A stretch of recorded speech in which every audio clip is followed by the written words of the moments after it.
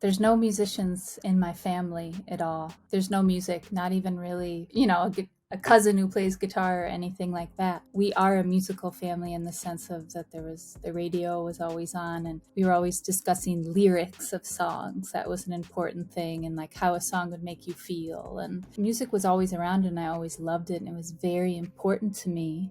I mean, MTV was a huge thing for me. I would come home and that was my thing, and no one else in my family was into it, and I felt like I had found like this zone that was mine that I felt safe and relaxed in. Like whatever happened at school, whatever, I could come and I would kind of be transported by these music videos into other worlds. And so MTV kind of got me hooked on music. And then radio, like once I got a radio in my room, I would call to sing songs on the radio. Like I think I wanted to perform at a young age, but didn't know how to. And so I would just call and sing. And then I had my first boyfriend, and he was a guitar player and into punk music. That is when it really started for me, because that was the first time I ever saw someone play a guitar in front of me. And then with the kind of punk ethos too around DIY stuff of like, just pick something up and play. It doesn't matter if you have lessons or you can read music or anything, just express yourself. I'm interested in expressing myself and in receiving attention back for that expression. So my first instrument was actually an amplifier, and one that I would put a CD player into, and I would sing over other people's CDs. And I would do this in my garage. I would perform for friends, and then they would perform for me. And then I got a guitar, and then I got a bass guitar. And then it just kind of snowballed from there. It was very single-minded for me. Music, music, music. I don't think I'd be alive if I hadn't had music, for sure. So my path was really to becoming the musician that I am now. I had no choice but to become a musician. I think if I wanted to stay alive and find living on this planet possible for me. Because now it's my career. So that's very interesting. Like it went from being this thing that I really needed to do, and that was an obsession. And that's still the underlying thing. I'm grateful that I have that underlying thing, that my job still has a passion underlying it.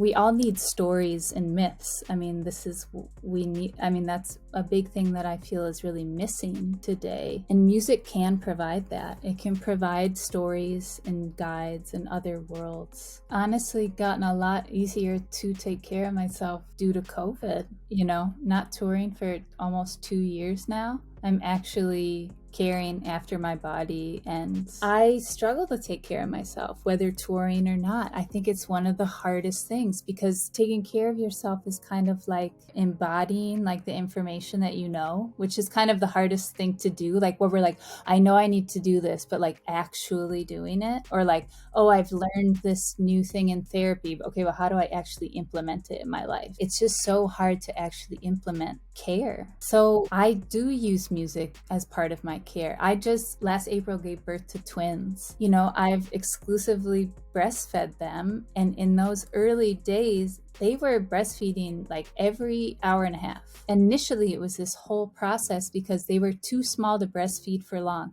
They would feed for a little bit, then they would fall asleep. When we had to do this every hour and a half through the night, even my husband and I and my mother-in-law, who was staying with us to help, we would get up and we would put a record on and we would listen to a record or two throughout the process. I was more relaxed listening to music, which meant no doubt the milk is flowing better. Thinking about the milk being imbibed with music, that they're listening this music, these preemie babies. We could not have gotten through that really difficult early months without music in the house.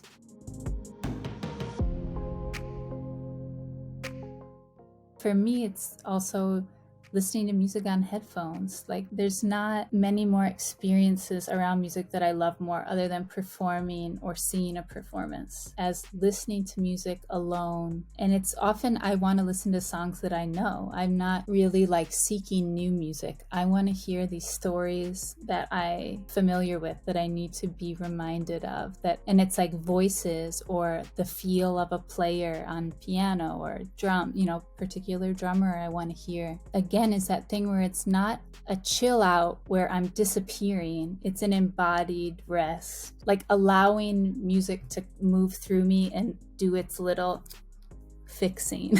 Like just when I need a boost or when I need to be reminded about the beauty of humanity. And there's a record, it's a record from the 70s that was reissued by Light in the Attic, which is a record label that does reissues of older records. And it's this Los Angeles gospel choir doing all Bob Dylan songs, all these amazing tunes, but done with this gospel choir that is just, you can't listen to that record and have any doubt that you want to keep living, like, or that life is worth living. It's unavoidable what it does for you. I mean, I just smile. I smile, I cry, I have chills. I have the whole human experience of joy when I listen to that record. Google Bob Dylan, Los Angeles choir. You'll get it in 1.245 seconds or whatever. It's an amazing record. And I listen to it at least once a month.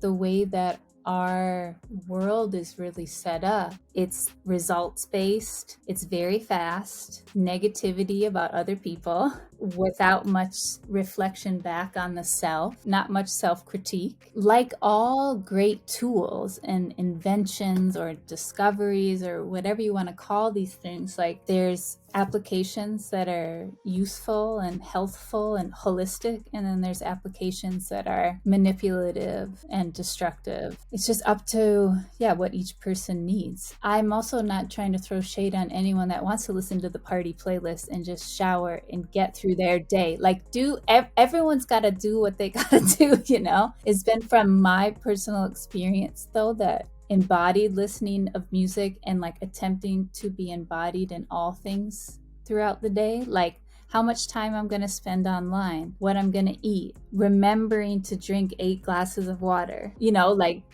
do the things like these, 8 glasses of water is different than 8 coffees.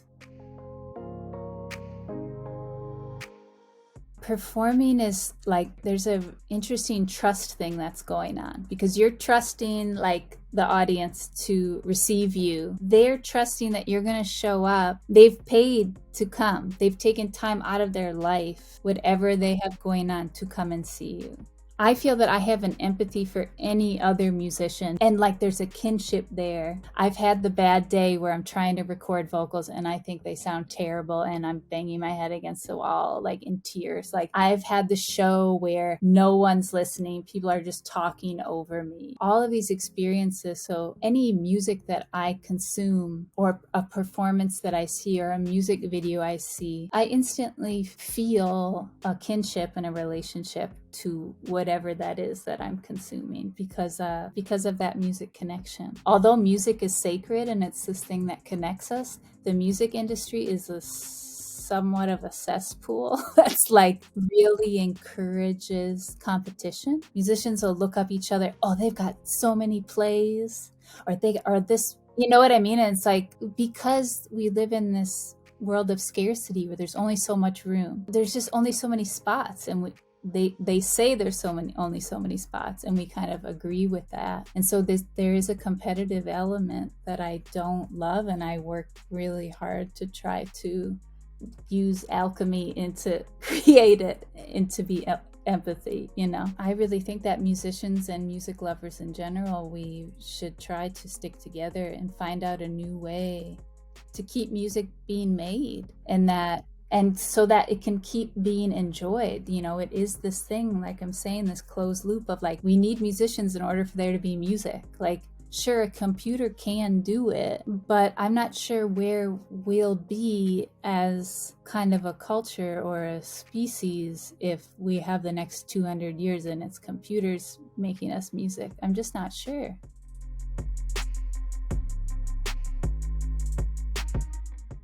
My relationship to my mental health is necessary. It's a constant dialogue I'm having, not only with myself, but with my partner, which helps to have someone else to speak to. How it manifests for me as an adult is trying to be open about how I feel and allowing myself to feel bad if I do, allowing myself to feel good if I do, knowing that moods change, remembering that as bad as I've ever felt, it's always shifted, it's never stayed. For the first probably 30 years of my life, I wouldn't have been convinced of that, even though I knew that moods changed. If I was in a bad mood, it was going to be here forever and I was screwed and I was under a boulder and many times suicidal in my life. I was young.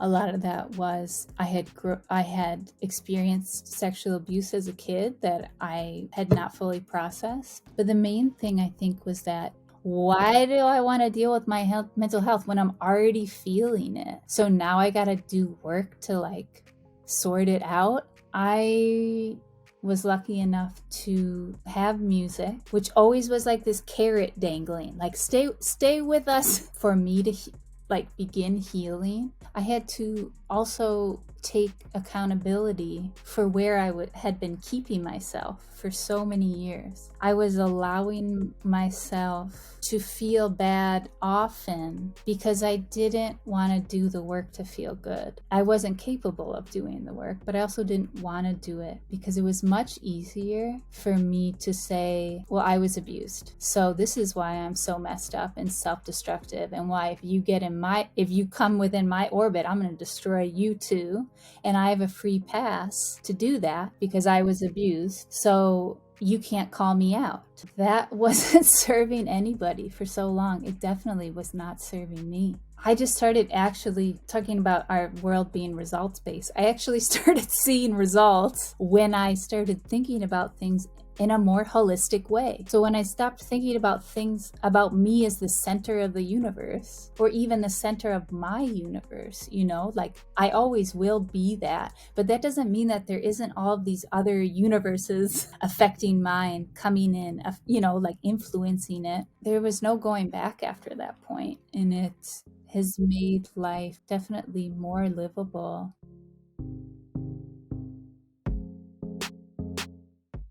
I think that music is nourishment. Music is one of those tools that can help put time into context, especially time of I'm having a hard time. I'm having a hard time right now. I've been feeling this way all day. Okay. I've had a bad day. I was at school. You went through that span of those 8 hours at school. If you can allow yourself to sit somewhere with headphones on and listen to even 3 songs, I feel confident that at the end of those 3 songs, you're probably not thinking about your day. Time really gets warped with music. With music, you're not enduring it. You're engaged in time passing in a less stone-like way.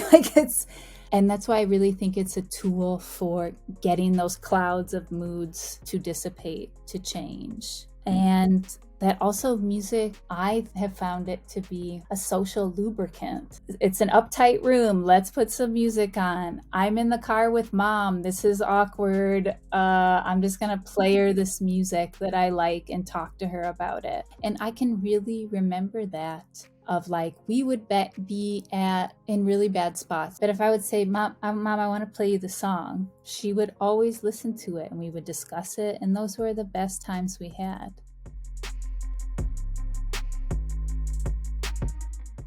I'm about to apply for a grant to write another book. If I don't get it, I will still start the process of writing it.